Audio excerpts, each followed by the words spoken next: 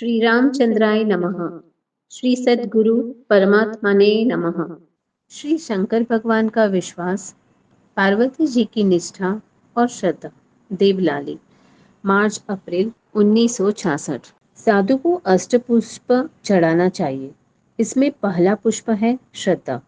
श्रद्धा के बिना कुछ मिलने वाला नहीं।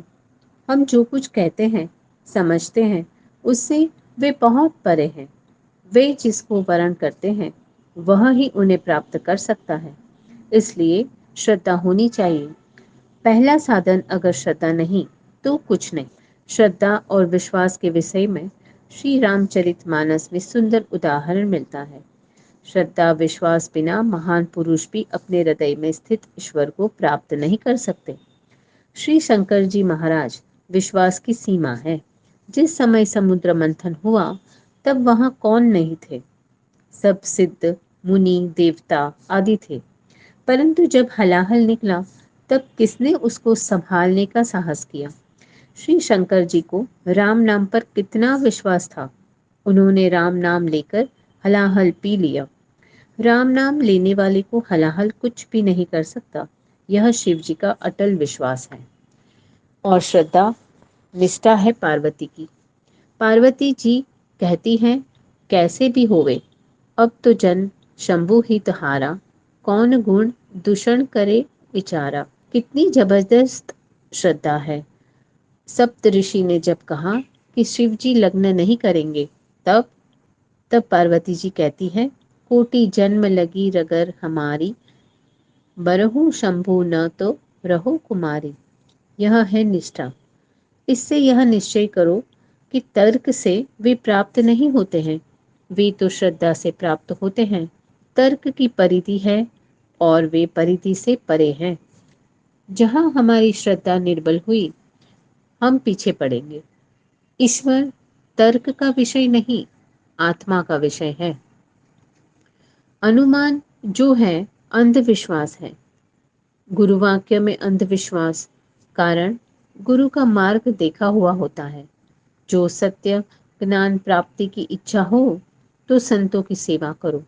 यह वस्तु ऐसी नहीं जो मांगने से मिल जाए। धीरज पूर्वक अभ्यास करो। योगी के लिए दृढ़ आसन, युक्त भोजन, सीमित व्यवहार, समयसर अभ्यास और निद्रा। ध्यान में मेरुदंड सीधा रहने से बैठन का ज्यादा बल मिलता है। अभ्यास में 3 घंटा बैठने से तत्वा अनुसंधान हो ही जाता है। कुछ न करो, शांत होकर बैठ जाओ, इससे जगत का लोप हो जाता है। 3 नाड़ी है, इंडा, पिंगला, सुषुम्ना। कुंडलिनी सुषुम्ना से ऊपर चढ़कर ब्रह्म रंध्र में पहुंचती है। क्रिया योग वाला महामुद्रा लगता है।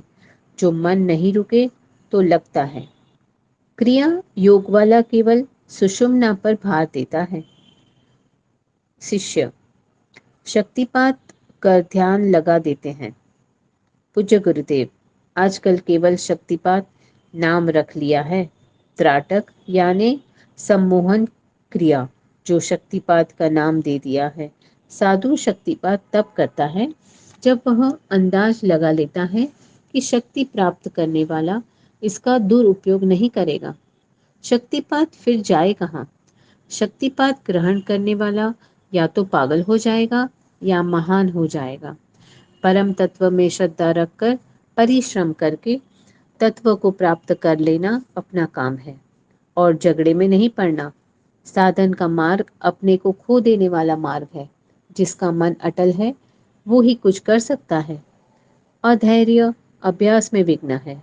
इसलिए धैर्यपूर्वक सतत अभ्यास वैराग्य के साथ करना चाहिए। निराशा महान रोग है। इससे साहस, उत्साह, लगन में फिकास उत्पन्न होती है और आत्मबल घटाती है। यह तो कहत सुनत समझत समझावत, दशा हृदय नहीं आवत। यदि नौष्टिक ब्रह्मचारी होकर सन्मस्त ले लो या गृहस्थ पूरा करके सन्मस्त ले लो, दोनों में संन्यास लेना जरूरी है। मरने पर मोक्ष नहीं, यही अनुभव करो। हमको परिश्रम करना होगा, रोज बैठना होगा नियम से। ऐसा नहीं कि कबहु उन कबहु दुन है, कबहु सायं प्रातः, ऐसो साधन साधवो निष्फल है नितांत। जैसी दृष्टि वैसी सृष्टि। जगत दृष्टा की दृष्टि पर निर्भर होता है। ईश्वर में भूमिका भेद नहीं लाना। वो है, वह सत्य है, सत्य है, सत्य है। हमारी भूमिका में फेरफार होता है, उनमें फेरफार नहीं। आज तुम मुझे श्रद्धा की दृष्टि से देख रही हो तो गुरु मानती हो, और कल अगर अश्रद्धा हो गई तो दोष ही दोष दिखेंगे। इसलिए दृश्य दृष्टा की दृष्टि पर निर्भर है। ध्यान में पेट का भार भीतर की तरफ खींचता है। ऐसा होता है क्योंकि उड़ियान बंधा नहीं है, इसलिए उड़ियान की जगह खाली होती है, वहां पेट खींचना चाहिए। यह कोई बुरी बात नहीं। मस्तक पृथ्वी पर लग जाता है, यह मेरुदंड की शिथिलता का कारण हो सकता है। मैं बराबर कहता हूँ कि पाया मजबूत चाहिए। साधन के विषय में मैंने कहा है कि साधन विचार युक्त होना चाहिए। मेरा उद्देश्य केवल व्यवहार शुद्धि की ओर है। जितनी व्यवहार शुद्धि धीरे धीरे होती जाती है, साधन में उसके विचार पवित्र होते जाते हैं। पाया मजबूत के विषय में तुमने जो नाम रूप का विचार किया है वह बराबर है। तुम्हारा साधन सफल होगा, बस केवल समय बढ़ाने की जरूरत है। नाम जप का प्रत्येक साधक, सिद्ध योगी, भक्त, सबको ये न किन प्रकार ने आश्रय लेना ही पड़ता है, और लेना भी चाहिए, क्योंकि वह एक अवलंब है। ओम नमः शिवाय मंत्र उत्तम है, उसको बदलने की आवश्यकता नहीं है, और न इसमें बीज लगाने की आवश्यकता है। रिंग, श्री, किलम यह शक्ति बीज है। शाक्तों का परम मंत्र है ओम नमः शिवाय। का अर्थ इस प्रकार घटित करता हूँ। शिव आय नमः। शिव आराध्य। आय चतुर्थ विभक्ति के वास्ते या लिए। जीव न नहीं। यह जीव अपने आराध्य देव के लिए है, अन्य भोगों के लिए नहीं। देखो, जो मंत्र आपको मिला है वह बराबर है। राघवेंद्र सरकार भी शिव है, यह विश्वास करो। जो जो तुम्हारे लिए साधन करना होगा उसका मार्गदर्शन तुमको मिलता रहेगा। मैं आग्रह करता हूँ कि जितना हो सके ओम नमः शिवाय का ही जाप करो। किसी वस्तु में अनुराग होवे तब त्याग करना पड़ता है, अनुराग न होवे तो त्याग कैसा। शरीर की रचना तो देखो, एक एक नस की क्रिया तो देखो, कितनी अजोड़ है। इसलिए विज्ञान ईश्वर तत्व है, जो शक्ति विहीन है, जिसमें आत्मबल नहीं है और जिसका ध्येय कुछ नहीं। यह तीनों मृत के समान है। मूर्ति पूजन सूक्ष्म में प्रवेश करने की एक विधि है। अपनो अपनो संभालिए, ना काहू से छोड़, कर्म भोग भोगत फिरे, किए कर्म रण छोड़। देह धरे कर दंड यह, सब काहू को होए, ज्ञानी भुगते ज्ञान से, मूर्ख भुगते रोए। राम भजन को आलसी, भोजन में होशियार, भेड़ पूछ भादो नहीं, के ही विधि उतरो पार। जेहि ते सब साधन मिले, ताको भयो अभाव, पराधीन अरुरुग न तन, बन रहे सद्भाव। बना रहे सद्भाव दिनता कबहु न आवे, रहे तितिक्षा अटल, चित्त स्थिरता पावे। यही मांगत प्रभु बना, सतत अब रक्षा कीजे, बिन से विल से जगत सब साधन जेहिते। जो परिवर्तनशील है वह कभी एक रस रह ही नहीं सकता। जगत परिवर्तनशील है, दशा बदलती ही रहती है, उसे रोकने की शक्ति किसी की नहीं। प्रकृति के नियम अटल है, उसमें कोई फेरफार नहीं कर सकते, उससे आप लाभ ले सकते हैं। प्रार्थना करने की, भगवान कष्ट मुझे दे दीजिए। पूज्य गुरुदेव ने कहा, रोग का बंटवारा नहीं हो सकता। शरीर के दुख में अनुकूलता लाने का प्रयत्न करना, प्रतिकूलता नहीं। वेदना के समचित की स्थिरता रहती नहीं। संयम टूटता है, वहां रोग तो आता ही है। संयम पूर्वक रहने से दीर्घ काल तक वो ही स्थिति रहती है। जितने पर वेदनाओं के शब्द हैं, वह रक्षक को बुलाने को है। वह रक्षक प्रभु है, अव्यक्त शक्ति है। प्रेरणा उसकी है, पुरुषार्थ तुम्हारा। द्रव्य में गुण का स्वभाव है। उदाहरण, केतली को देखकर इंजन की खोज हुई। किसी भी वस्तु में हम गुण द्रव्य नहीं दे सकते, उसका हम उपयोग कर सकते हैं। जिसकी बुद्धि का विकास हुआ है और जिसने चिंतन किया है, उसको द्रव्य का गुण मालूम होता है। उसके पीछे है साहित्य। साहित्य के ऊपर चिंतन करते हैं। उदाहरण, सोना बनाना। जो चीज जिस तरह से देखी जाए, उसको उस तरह न देखना, यह है अविद्या। राम भगवान से जिस वक्त नजारा होगा, समझ उस वक्त तेरा वैकुंठ किनारा होगा। हृदय दे समर्पण तू उन्हें प्रेम से, उस वक्त भगवान हमारा होगा। संस्कार। संयोग संबंध संस्कार अपने कर्म का फल देकर नष्ट हो जाते हैं। पूज्य गुरुदेव एक गांव से दूसरे गांव जा रहे थे। साथ में 6 आदमी और भी थे। रास्ते में बिजली और बरसात का खूब तूफान होने लगा। सबने एक चंडी वाले मंदिर में आश्रय लिया। तूफान बढ़ता ही गया और मंदिर के आसपास खूब बिजली गिरती थी। सबने सोचा अपने में से किसी की मौत है। सबने मिलकर नक्की किया कि बारी बारी से एक एक आदमी सामने के पेड़ को छू कर आ जाए।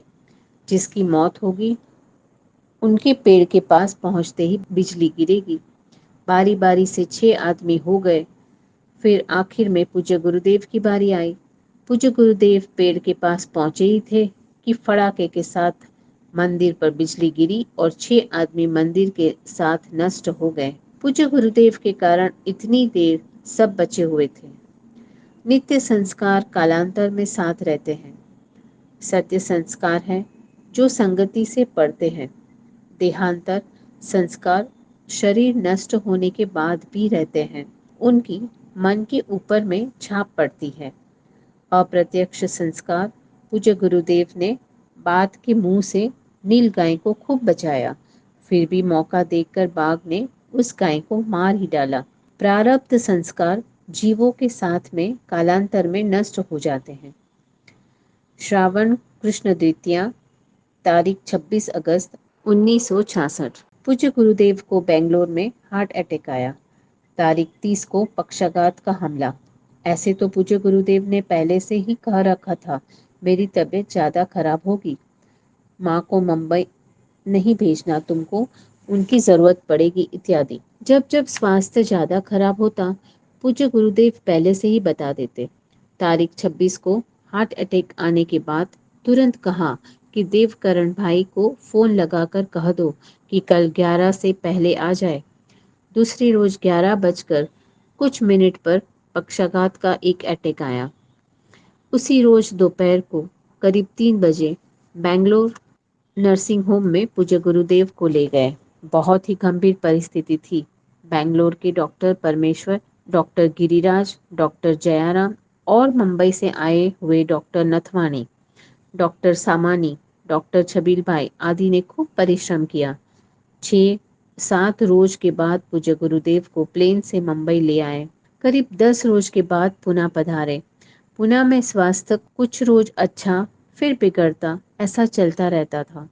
पूज्य गुरुदेव कभी कभी सबसे कहते कि अब यह शरीर रहेगा नहीं, पर हृदय बिल्कुल मानने को तैयार नहीं था कि कभी भी हमारे गुरुदेव हमें छोड़कर जाएंगे। हमारी खांसी सब रोगों की महारानी, गरीब त्वंगर जोधा शुरा छोड़े नहीं यह ज्ञानी। एक बार भीतर में बैठ करती है मनमानी, हमारी खांसी सब रोगों की महारानी। कच्छ राहत कार्य की बातचीत करते हुए श्री अरविंद भाई ने कहा, तुम्हारा संकल्प, तुम्हारी कामना ही फलित हो रही है। तुम निस्वार्थ हो तो सफलता जरूर मिलेगी। यह अन्नदान नहीं, यह तो प्राणदान है।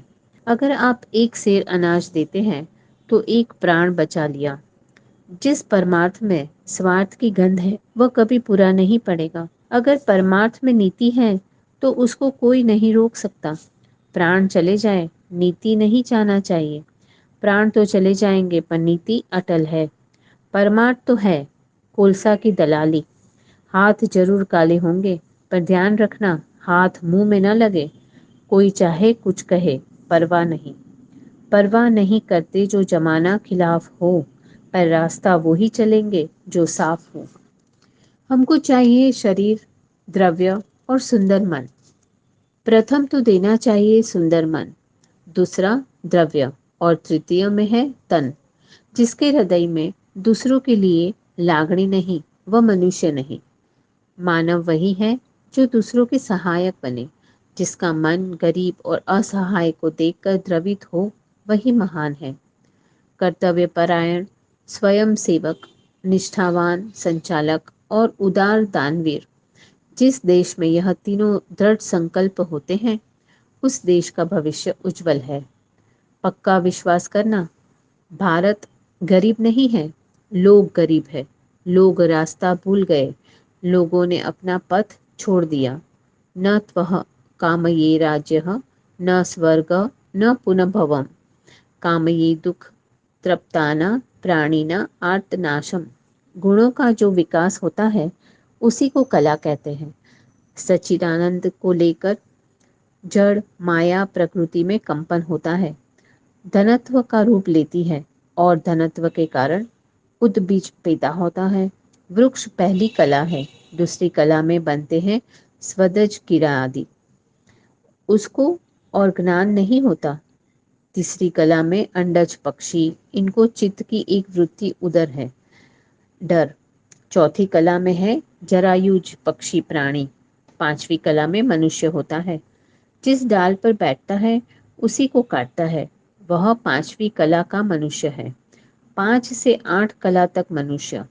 नवमी कला में मनुष्य महत बन जाता है, महान पुरुष है 9, 10, 11 तक। 12वीं कला में ईश्वर हो जाता है 13, 14, 15 तक। सत आनंद उसको कहते हैं जिसमें 16 कला है।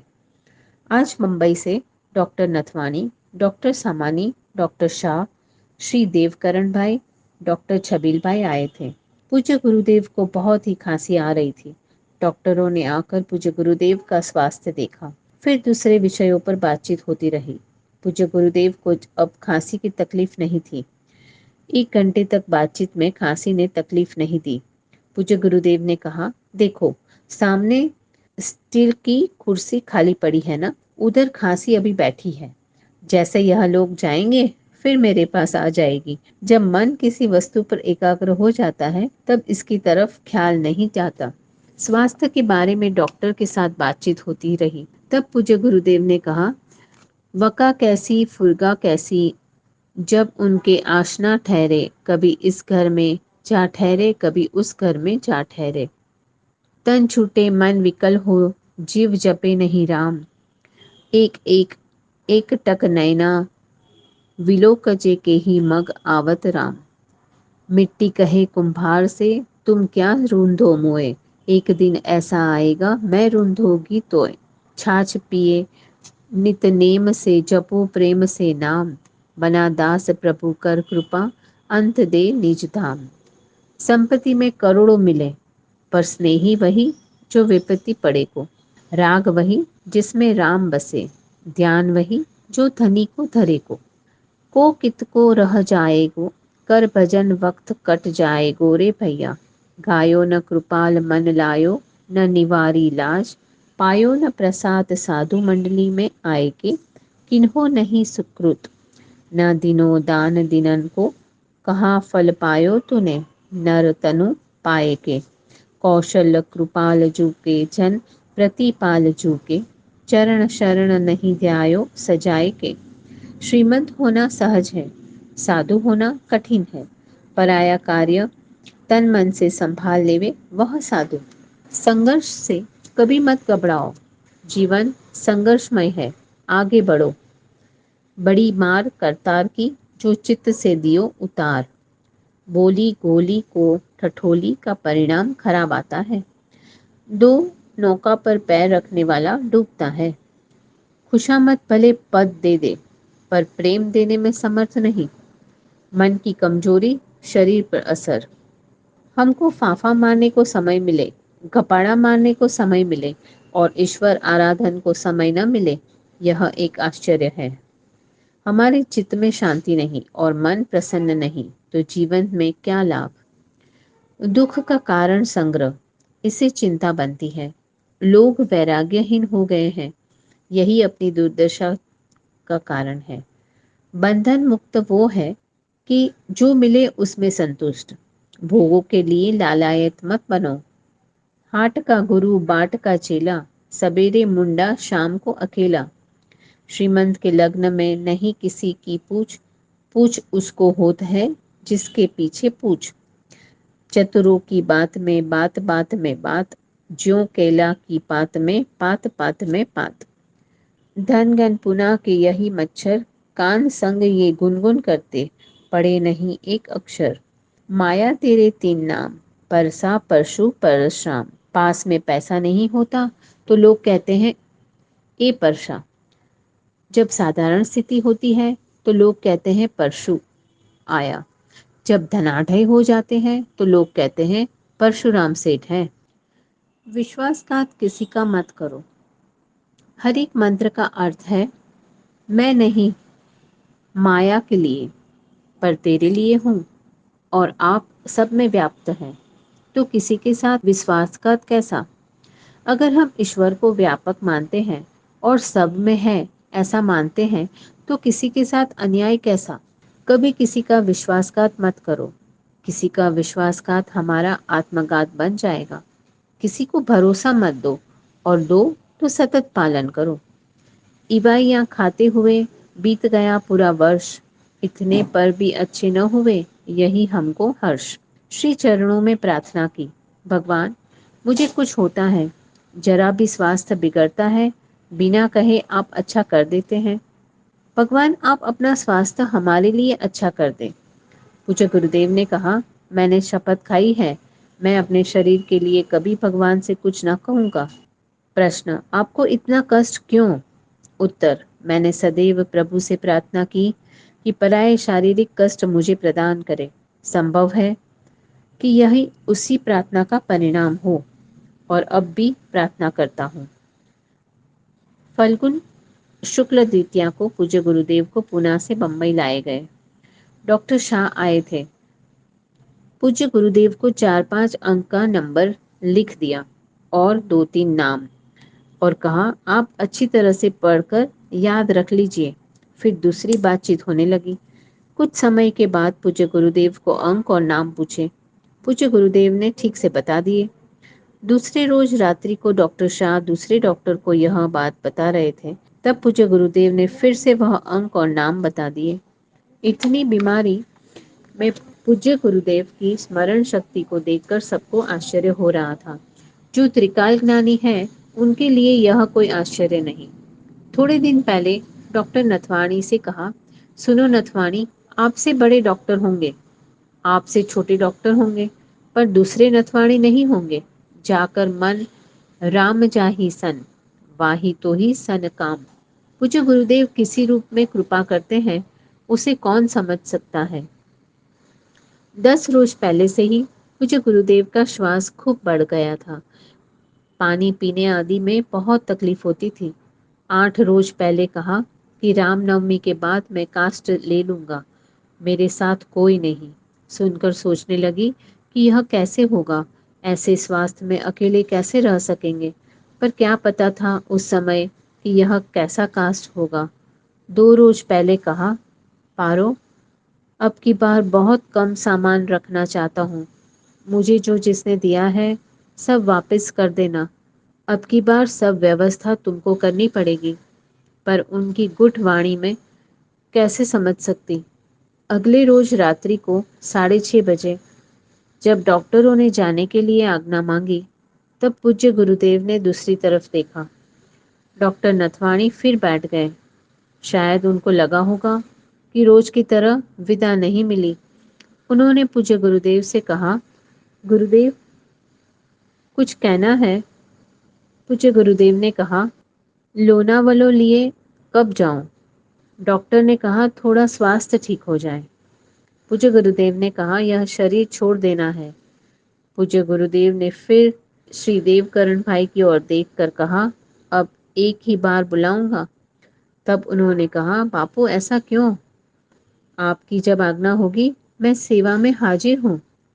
पर उस समय क्या पता था कि कल क्या होगा। डॉक्टर सामानी ने भी रात्रि को 11:30 बजे फोन करके पूज्य गुरुदेव के स्वास्थ्य के बारे में पूछा।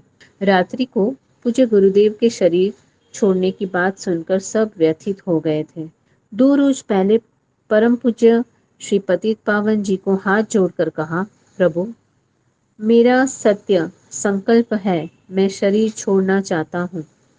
उन्होंने पूज्य चंदुबेन की डायरी में लिखा था, रावण कर पर शीस बसु, दिक्पालन कर जोड़, माघ शुक्ल द्वादश रवि रहे, नहीं रण छोड़। उसको तो खूब देर थी, न माघ का महीना था न द्वादशी थी, पर पूज्य गुरुदेव किसी अज्ञात कारणवश, जिसे अपने नहीं समझ सकते, समय से पहले संकल्प करके चैत्र शुक्ल त्रयोदशी दोपहर को 2 और 3 के बीच में समाधि ले ली। योगी तो संकल्प सिद्ध होते हैं, उनके संकल्प उनकी इच्छा अनुसार फलित हो जाते हैं। पूज्य गुरुदेव के निकट रहने वालों ने बहुत बार इसका अनुभव किया है। मुझे तो दृढ़ विश्वास है कि अपने समर्थ गुरुदेव को उनकी इच्छा के विरुद्ध साक्षात मृत्युदेव भी नहीं ले जा सकते। योगी जब इच्छा करे तब आ जाते हैं और जब इच्छा होती है पधार जाते हैं। श्रीमद् भागवत में कहा गया है कि योगी के योगमय शरीर को उसकी इच्छा के विरुद्ध कोई पदार्थ नष्ट नहीं कर सकते। अब तो पूज्य गुरुदेव ने जो आज्ञा दी थी उसका पालन करना, दैवी संपत्ति युक्त जीवन बनाना, तब ही वे अपने को मिल सकते हैं। जब हम पात्र बनेंगे तब वे बिना मिले नहीं रह सकते, इसमें मुझे कोई शंका नहीं। जय सिया राम। साधन संग्रह। सच्चा परमार्थ अत्यंत दुख की निवृत्ति और परम सुख की प्राप्ति के लिए प्रयत्न करना आवश्यक है और उसी का नाम सच्चा परमार्थ है। प्राणी मात्र दुनिया के सुखों के लिए परिश्रम कर रहे हैं, दुखों को दूर करने के लिए प्रयत्न करते हैं, पर इस दुनिया में जितने सुख हैं वो मन तथा इंद्रियों के भोग के हैं, नाशवान, तुच्छ और जड़ है। अगर किसी को यह सुख मिल भी गए तो एक दिन उसको मरने के समय अवश्य छोड़ना पड़ेगा। इसी तरह हमेशा जन्म मरण के चक्कर चालू रहेगा और सुख दुख भोगता रहेगा। चाहे कैसा भी प्रयत्न करे, सुख दुख की कभी निवृत्ति नहीं होगी। इस कारण प्रत्येक मनुष्य को, चाहे पुरुष हो या स्त्री, योग्य है कि इस परमानंद की प्राप्ति के लिए प्रयत्न अवश्य करे। जैसे जैसे वह प्रयत्न करता जाएगा, इस नीचे के देश से ऊंचे चढ़कर विशेष सुख भोगता जाएगा और धीरे धीरे एक दिन परम और आनंद के भंडार में पहुंच जाएगा। मनुष्य में 3 प्रकार की शक्तियां उपस्थित हैं, देह और इंद्रियों की, मजदूर, किसान इत्यादि, मन तथा वृत्ति की, डॉक्टर, इंजीनियर, प्रोफेसर इत्यादि, आत्मा की, साधक। प्रत्येक स्त्री पुरुष का कर्तव्य है कि थोड़ा बहुत तीनों शक्तियों का अभ्यास करके जगावे। ऐसा नहीं करेंगे तो वह शक्तियां जैसी सोती आई है वैसी ही सोती रहेगी। इन सब में से आत्मा की शक्ति, आध्यात्मिक शक्ति को तो थोड़ा बहुत जगाना हर एक मनुष्य को योग्य है और उसका कर्तव्य भी। इसमें उसके जीवात्मा का कल्याण और ईश्वर के देश में पहुंचकर परमानंद को प्राप्त होना योग्य है। नहीं तो हमेशा माया के घेरे में पड़ा रहेगा और देहियों के सब सुख दुख और जन्म मरण का कष्ट भोगता रहेगा। अभ्यासी को सर्वशक्तिमान श्री रघुनाथ जी की दया और कृपा तथा उनके अंग संग और उपस्थित रहने का प्रमाण अपने अंदर, अपने अंतर में मिलकर दिन प्रतिदिन चरणों में प्रेम और प्रतीति बढ़ती जाएगी और उसके संसार के कार्य भी सहज में सवेश्वर श्री रघुनाथ जी की इच्छा के अनुसार यथोचित हो जावेंगे। संसार और उसके पदार्थों की ओर से उसके मन में सहज ही उदासीनता होती जाएगी और भक्ति बढ़ती जाएगी, जिससे वह अपना सच्चा उद्धार होता हुआ जीते जी आप देखता जाएगा।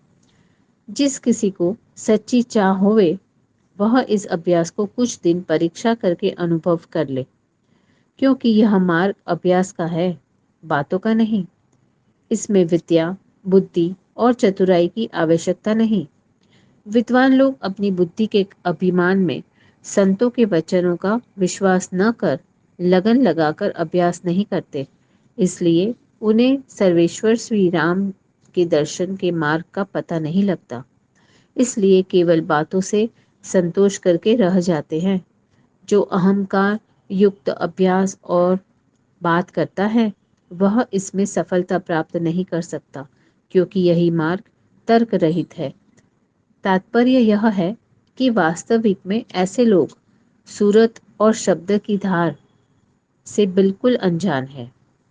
सच्चे जिज्ञासु और मुमुक्ष किसी वाद विवाद के बंधन और पक्ष में नहीं रहते और न उनमें विद्या बुद्धि का ऐसा अहम रहता है कि हमने सब कुछ जान लिया। अभ्यास की क्रिया सुनकर उसमें श्रद्धा और विश्वास रखेंगे, वे ही इस योग के अधिकारी हैं और उसके अनुसार अभ्यास करके प्रत्यक्ष फल प्राप्त करेंगे। वे अपनी सच्ची मुक्ति के लिए क्रमशः स्वतः अनुभव करेंगे, क्योंकि उनको प्रत्यक्ष श्री रघुनाथ जी के दर्शन का आनंद प्राप्त होगा और जन्म मरण के बंधनों से छूट जाएंगे। अभ्यासी की श्रद्धा, विश्वास और प्रेम, जितने भी व्यवहार बहिरंग व अंतरंग किए जा रहे हैं या किए जाते हैं, वह मन को तल्लीन करने से शीघ्र सफलता को प्राप्त होते हैं। भाव की तल्लीनता को ही प्रेम कहते हैं, कारण प्रेम बिना किसी कार्य की सिद्धि नहीं होती। इसलिए योग में पूर्ण प्रेम की आवश्यकता है। यदि योग में प्रेम न होगा तो मन के संस्कारों में प्रेम होगा, वही बंधन का कारण होता है और उसका नाम आसक्ति पड़ जाता है। प्रेम प्रतीति के साथ है और प्रतीति श्रद्धा से उत्पन्न होती है। इसलिए जब श्रद्धा होती है तब मन का ठहराव अभ्यास में होता है, उसमें विश्वास बढ़ता है और विश्वास के बढ़ने से आनंद प्राप्त होता है। प्रतीति सत्संग से उत्पन्न होती है। सत्संग गुरु सेवा और साधु संग का नाम है।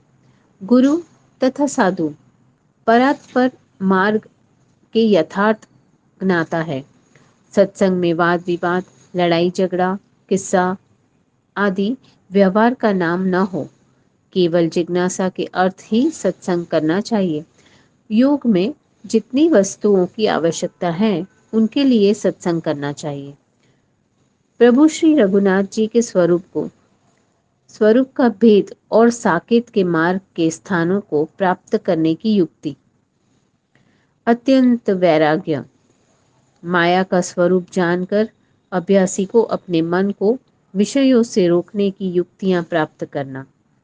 प्रतिदिन अभ्यासियों को अपने अभ्यास का वृत्तांत सत्संग में कहना और आगे के स्थानों के लिए भेद पूछना। श्री रघुनाथ जी की कृपा का अवलंब और अभ्यास में त्रुटियों को सुधारते समय धैर्य से काम लेना। आसन, मुद्रा, शब्द बिंदु, वर्णात्मक, शब्दात्मक सबको सत्संग में निश्चय करके श्रद्धा और विश्वास रखना चाहिए। सत्संग में बैठकर मन लगाकर उपदेश सुनना चाहिए। इसी को श्रवण कहते हैं और सुने हुए का विचार करना चाहिए, जिससे संशय और भ्रम दूर हो जाते हैं। यही मन की क्रिया है। विषयों से वैराग्य होकर धीरे धीरे वह इस योग के अभ्यास के योग्य हो जाता है। जिन्होंने सत्संग नहीं किया और नाम मात्र के लिए साधन करने लगता है, वह कभी इस आनंद को प्राप्त नहीं कर सकता, क्योंकि इसमें न तो अभ्यासी प्राधन है। जब तक श्रवण मनन से अंदर की शुद्धि नहीं हो जाएगी, तब तक मार्ग पर चढ़ना कुछ कठिन है, क्योंकि मन एकाग्र नहीं हो सकता। जय सिया राम।